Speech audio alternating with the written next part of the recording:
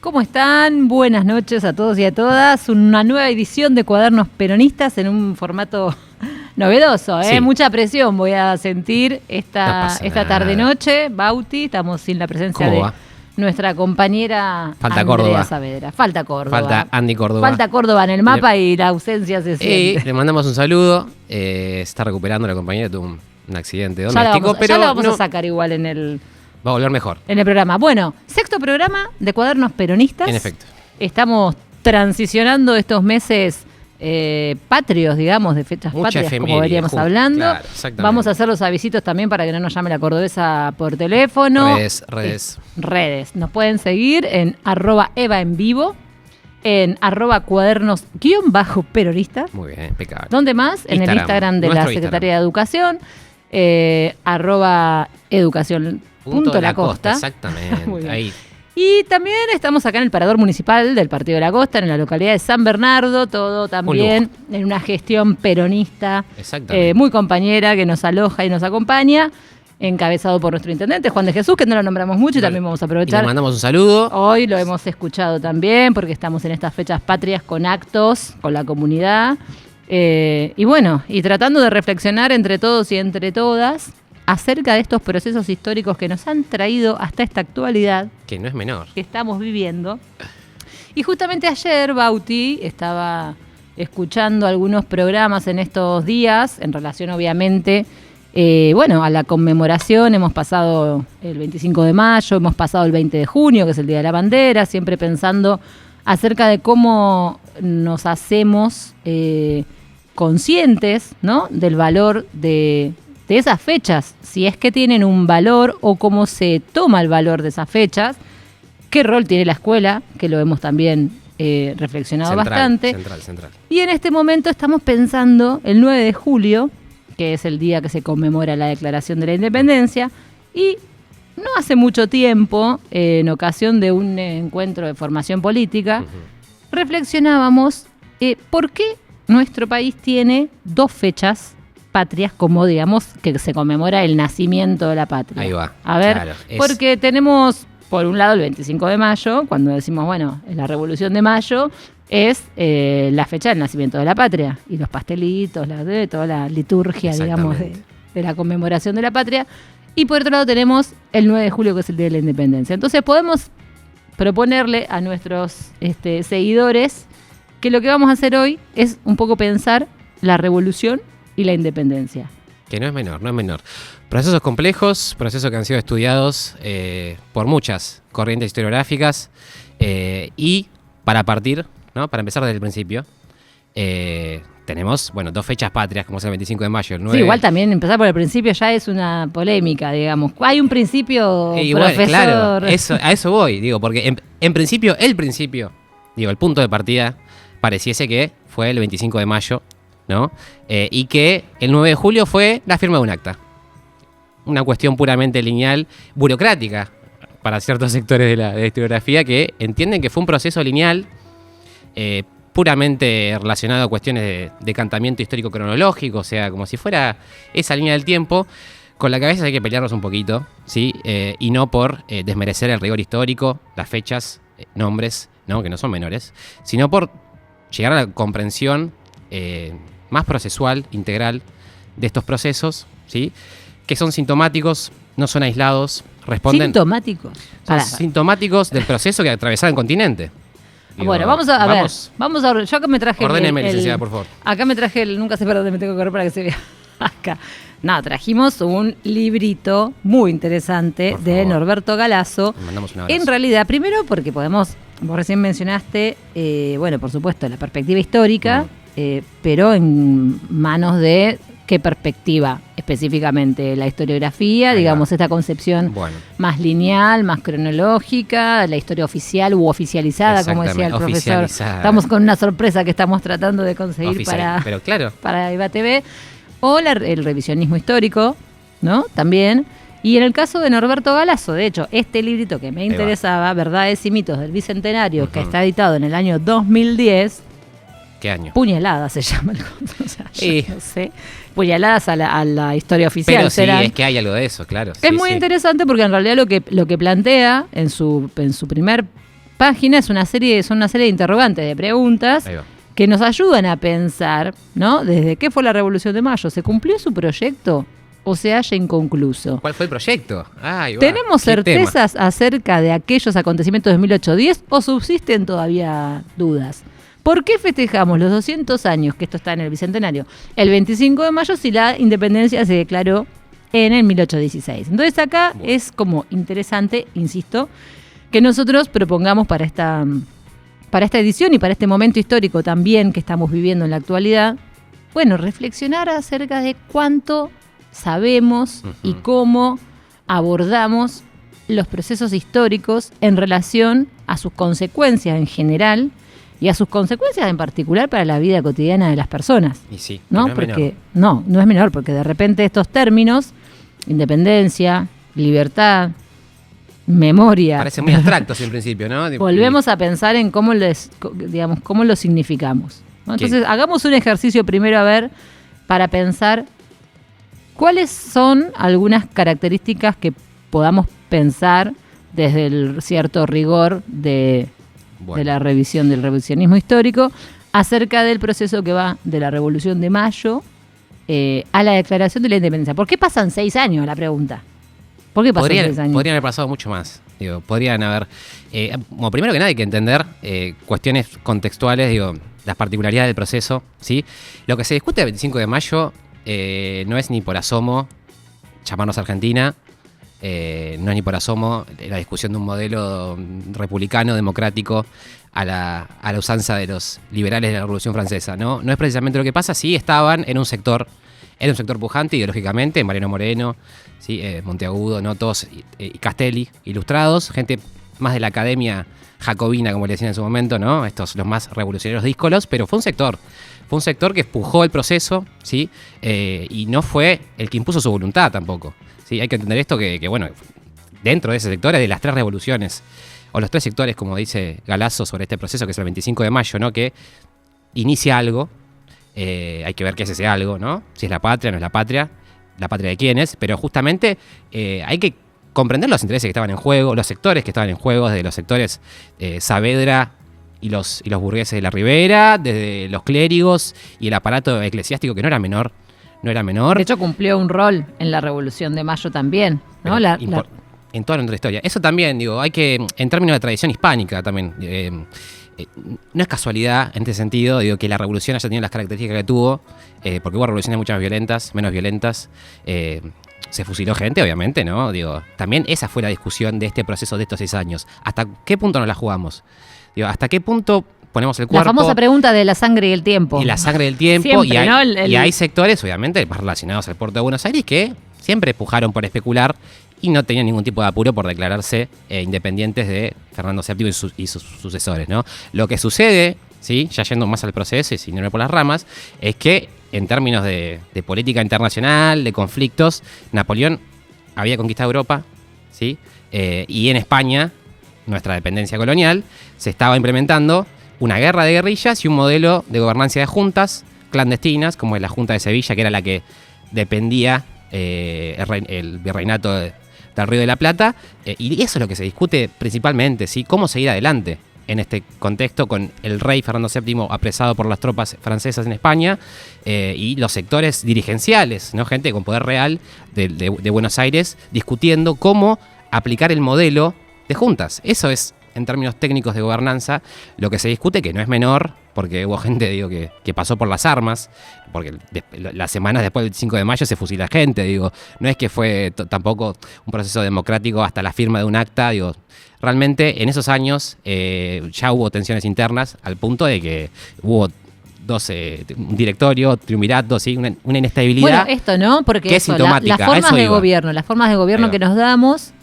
las formas en que se dan esas discusiones, si es una revolución, digamos, y tomando las armas, porque aparte también pensaba esto, cuando Galasso pregunta, bueno, ¿se concluyó ese proyecto de la Revolución de Mayo y la independencia en todo caso se declaró y hoy estamos en una actualidad teniendo de manera circular la discusión acerca de la dependencia de determinados países desarrollados por ahí más en nuestro siglo. En aquel momento la oligarquía era la colonia. Y es que operaban como clase, que respondía al interés colonial, y lo siguieron haciendo. Cambió el dueño de la correa, pero ellos la correa fueron eligiendo imperio. También esa fue la discusión en ese momento. Realmente se planteó que haya un monarca en las Provincias Unidas, ¿no?, del Río de la Plata. Se planteó, fue un proyecto que mismo Belgrano, ¿sí?, el 6 de julio reúne a todos los congresistas, ¿sí?, para plantear de que para unificar el territorio, que se encontraba partido, no tenías a Artigas o los pueblos libres, tenías bueno, esto el que Alto Perú hablábamos presionando, ayer de la colega que está explicando, digamos, también hay un montón de historiadores que van caracterizando todo ese proceso. La cuestión, y bueno, hablamos de Álvaro García Linera, claro, ¿no? Y toda la importancia también de ese proyecto. ¿Cómo le decíamos? La utopía... Utopía, sí, incaica andina, podemos decirle. La utopía incaica andina, pero aparte la concepción acerca de un proyecto sudamericano, de la patria grande, bueno, digamos, más cerca de nosotros en el tiempo, pero no de esta noción que tenemos por ahí más de la escuela europeizada o colonizada por esa impronta de que la independencia y la revolución es para nuestro país, Argentina, la republiquita, como citaba, claro, una mirada no mucho más de comprensión, acotada acerca del proyecto de la revolución. Aparte, sí, y también el concepto revolución, más que nada porque Galasso tiene una conceptualización de lo que es la revolución. Me voy a poner medio técnico, pero es más ortodoxo marxista. Él es un historiador de formación marxista. Sí, de hecho, él entiende la revolución como la levantación, como el levantamiento masivo de masas. La levantación era un buen neologismo. Bueno, mira, sí, jugaba. Pero no, bueno, básicamente, para él no, esta pregunta la podemos responder, si la revolución concretó sus objetivos, que en sus libros, una revolución es un cambio radical, estructural, una sublevación, ¿no?, donde la masa es el actor que conduce el proceso. No pasa en esos términos, en los términos marxistas revolucionarios. Sí, la interpretación marxista es interesante, ¿no? Galasso es uno de los mayores exponentes. La Revolución de Mayo no es una revolución en términos marxistas. Es una revolución que responde a un proceso histórico que, aparte, comprende las particularidades de la región, de las civilizaciones que estuvieron políticamente organizando el territorio antes, que fueron los incas. Justamente lo que también intenta hacer Belgrano, comprendiendo, ¿no?, la violencia de la conquista española y la violencia sobre los sectores que organizaron la Mita, Yanaconazgo, el saqueo quiere reparar. Él creo que lo pone en palabras, habla de una reparación histórica y de que el hecho de poner a un sucesor incaico, por lo menos en términos de una monarquía parlamentaria, ¿no? Era un poco esa la idea, una monarquía parlamentaria a lo Bélgica, pero habla de reparación histórica. Eso es interesantísimo también en términos de patria grande, porque hay que hacer una reparación en algún punto de estos procesos violentos que dejaron a mucha gente en el camino, pero que siguen siendo actores fundamentales y representan la historia del continente, ¿no?, la patria grande. Bueno, pero a ver, porque sigamos pensando, la Revolución de Mayo, digamos, más allá de ese proyecto político, en todo caso, esa discusión política, requirió una implementación estratégica, digamos, a cargo... probablemente ahí el rol de San Martín, ¿no? Vamos con eso, claro. Y claro, toda la estrategia, por eso nos interesaba también la cuestión territorial, digamos, este giro al eje andino y al entendimiento del valor estratégico que tiene. El Alto Perú era la joya a conquistar, el Alto Perú. El Alto Perú concentraba el grueso de las tropas en América del Sur. Otro destacamento grande estaba en la Venezuela de Bolívar. Pero bueno, nada, justamente, sí, el planteo, también se conduce y se lleva ahí, ya para ir redondeando. Sí. Igual redondeando me encanta, 14 minutos, la Revolución de Mayo, imagínate. No, bueno, pero estamos para hablar 2 horas. Vamos a recapitular pero no, para estos actores que sí, son determinantes. San Martín, que ya estaba a punto de invadir y cruzar a otro protopaís, porque si bien no eran estados nacionales, democráticos, ya había una conceptualización de que iba a ser otro país seguramente. Sí, pero porque es muy difícil desde el hoy entender lo nada que había en ese momento en términos de esta organización política y social que nosotros naturalizamos, ¿no? Y hay que entender que eso es lo difícil de... Que era un momento de liderazgos fuertes. Digo, San Martín era el gobernador de Mendoza en ese momento. Y Güemes el gobernador de Salta, digo. Y llegan a la conclusión de que para seguir avanzando y terminar de derrotar... Digo, aparte ya había algo que ya estaban todos jugados ahí. La gente de Buenos Aires que especulaba y que quería ver si vendía un producto más u otro, seguramente si llegaban a desembarcar en Buenos Aires los españoles iban a pasar a la mitad por las armas, digo, ya estaban jugados. O sea, acá el tema es... Eso es lo que planteaba San Martín y Güemes. También no sean cagones, muchachos. España, ya está, era liberarse de España. Pero además tener un proyecto sostenible en el tiempo. Y ya hablar, claro. Una nación. Exactamente. Una nación latinoamericana. Era el proyecto. ¿Fue el proyecto? Bueno, así lo pensó San Martín. Tuvo sus momentos, no, porque me interesaba también de esta colega que escuchamos el otro día en relación a la utopía incaica o el eje andino, la cuestión acerca de ese proyecto es un proyecto posible en función de que tiene un origen sudamericano y no, digamos, atomizado a un país o una república. Que fue lo que se me terminó pasando. Lo mismo que Néstor y Lula, digamos, en la edición del año 2000, del principio del siglo XX, XXI, sí. La patria grande, ¿no? Digamos, entonces, claro. Y la concepción Retomar. de la historia pensada de una manera circular, como decíamos antes, sí. Y no de una manera lineal. Entonces, donde todo el tiempo lo que está atrás puede estar adelante. Exactamente. Y eso me parece que es algo para este momento tan chato y tan falto de imaginación política. Me sentí utópico también. Muy interesante, que no tenga que ver solamente con una posición nostálgica. No, para nada. Sino justamente con una posición inspiradora respecto de cuáles son las características que tiene este proceso que lleva a la liberación a nuestro continente, claro, en un momento de la historia, y que después a través de distintas oleadas, como dice también Álvaro García Linera, estábamos muy fans del eje andino. Bueno, pero sí, es que digo, está bueno el término, el concepto de oleadas. En historia hablamos de cambios y continuidades. Bueno, pero por eso tiene que ver con lo circular, ¿no? Si no es como va a ser en una sola dirección, y es realmente simplificar la complejidad que tienen. La multidimensionalidad. Exacto, también. Los hechos sociales y la cultura humana sobre todo, que es esta cuestión del imperialismo biológico. Nosotros en psicología, en psicoanálisis lo vemos de ese lugar. Imperialismo biológico. El imperialismo biológico, que yo lo leí en un libro de Mario Testa, que es un sanitarista peronista argentino, que de hecho fue exiliado en el año 66. Cuando volvió fue el rector de la Universidad de Buenos Aires y antes era el decano de la Facultad de Medicina. Falleció hace relativamente poco y usaba el concepto de imperialismo biológico porque en realidad es la matriz de las ciencias naturales aplicada del positivismo, digo, ¿no? Lo que más o menos sociales, ¿no? Pero a mí me interesa el del imperialismo biológico, sí, porque tiene que ver con eso, con llevar un paradigma de pensamiento, una forma de pensar las cosas de la humanidad desde el punto de vista de la biología, que es una dimensión, pero es una dimensión. Entonces nosotros reducimos los procesos, reducimos los fenómenos y reducimos los hechos sociales y culturales cuando los miramos como si fueran un hecho natural. Un hecho natural que era natural que así sea. Exactamente.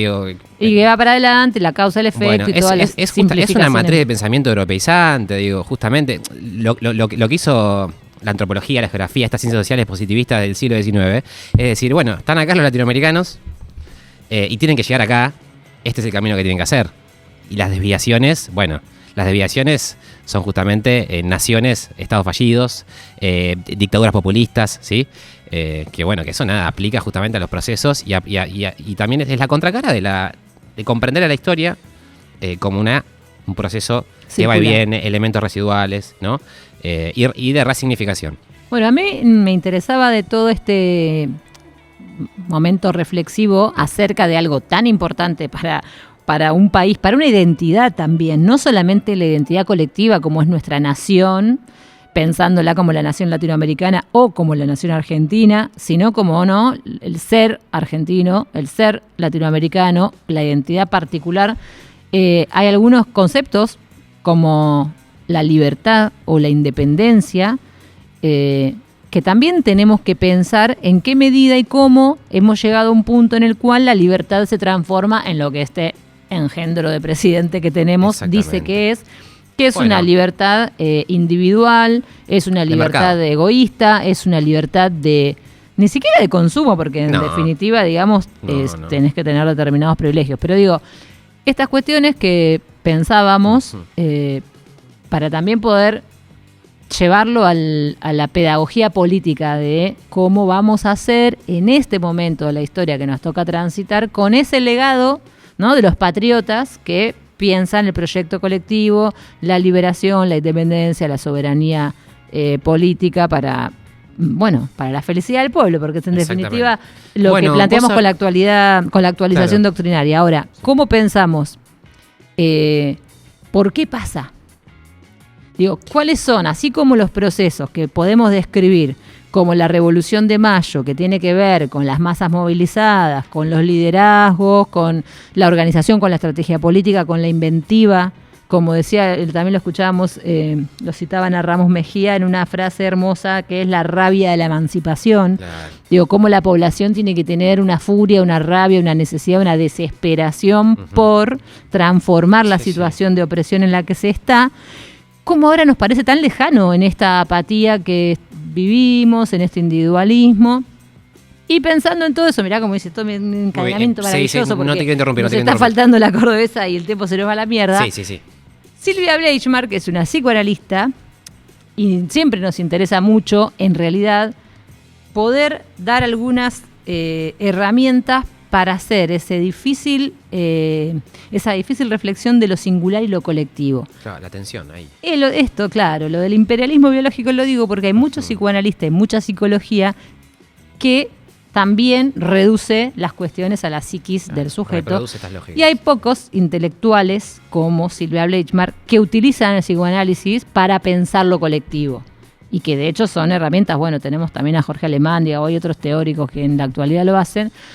Y de alguna manera este pequeño fragmento, que es de una conferencia, resume muchas de las ideas que están en un libro que se llama Dolor País, y que Bleichmark escribe al término, digamos, de la crisis del 2001, hace como 2 ediciones en realidad. 2001 tiene un libro, tiene una parte de Dolor País y después tiene otra edición, ya en 2003 o 2004, ya con Néstor en el gobierno, con algunas otras señales de un proceso histórico que empezaba, pero con una reflexión respecto de cómo se había llegado a esa crisis del 2001. Por eso nos interesan estas palabras, escucharlas, porque de alguna forma podemos ponerlas en el loop de la historia y ver cómo estamos exactamente.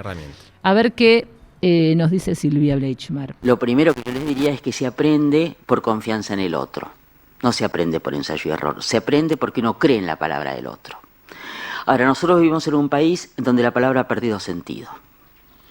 Yo digo que una de las características de los argentinos es que nos hemos hecho todos semiólogos.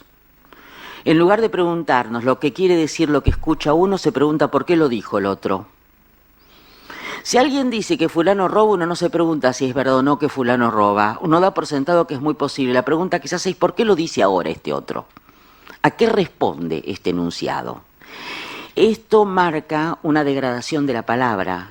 No es que nosotros degrademos la palabra, es que la palabra se degradó en la Argentina. La palabra se usó primero para encubrir las metáforas que se usaron en la dictadura y en los 90, eran una degradación del lenguaje. Hay muchísimas metáforas que podríamos apelar, pero por ejemplo el famoso concepto de ingeniería empresarial es el remedio de lo que fue la ingeniería de sanidad de los nazis. Se llamaba ingeniería de sanidad la limpieza étnica. Acá se llama reingeniería empresarial el despido y la reacomodación, con lo cual estamos permanentemente en eufemismos que lo que hacen es borrar la calidad de la acción. Con lo cual las palabras no remiten a acciones, sino que lo que pretenden es precisamente encubrir acciones. Afortunadamente, y lo digo con tristeza, pero como no fue mal con todo eso, hemos empezado a preguntarnos cómo recuperamos otra forma de vivir.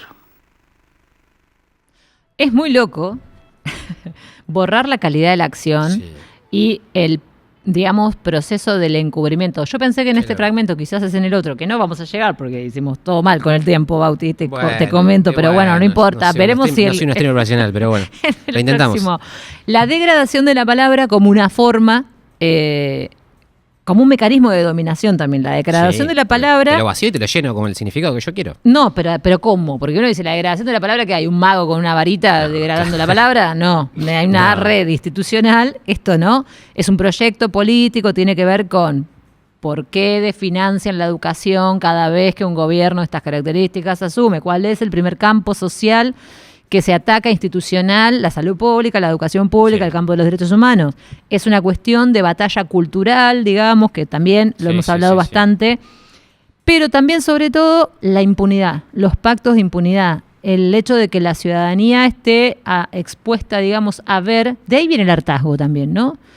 De ahí viene el hartazgo, Porque por no, eso nada conduce a nada. se va haciendo un finalmente. caldo de cultivo, pero Claro. digo, nos interesaba escuchar a Bleiman hablar acerca de qué vamos a hacer en este momento, en el 2005, porque Sí, después de eso tuvimos los 10 mejores años del último siglo, seguramente, Sí, ni y hablar. cómo, sin embargo, volvimos a un momento de crisis que podemos caracterizar del gobierno de Macri, después tuvimos la pandemia, ahora estamos donde estamos, Claro. como bien decimos en cada uno de los programas, y entonces cómo vamos a hacer para de alguna manera a generar esto, ¿no? La rabia, como dice, la rabia Sí, sí. de los emancipados, de los que quieren la la rabia emancipación. revolucionaria. Bueno.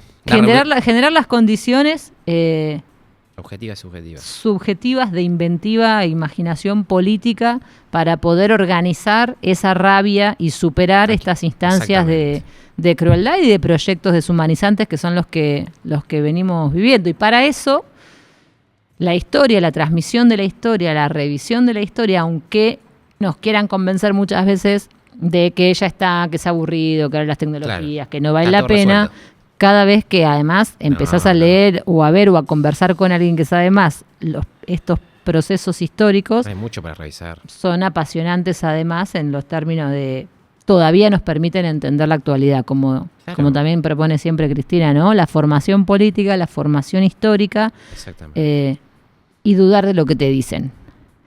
La duda. Bueno, La duda metódica. totalmente. Por eso el pasado es un fiel testimonio en muchos sentidos. Y se me ocurre también para darle un sellito, digo, Galazo es un historiador brillante, me formé con sus libros, digo, es uno de los historiadores argentinos que más pudo revisar la historia en muchas dimensiones, digo, sus libros tocan todos los aparatos y dimensiones culturales, educativas.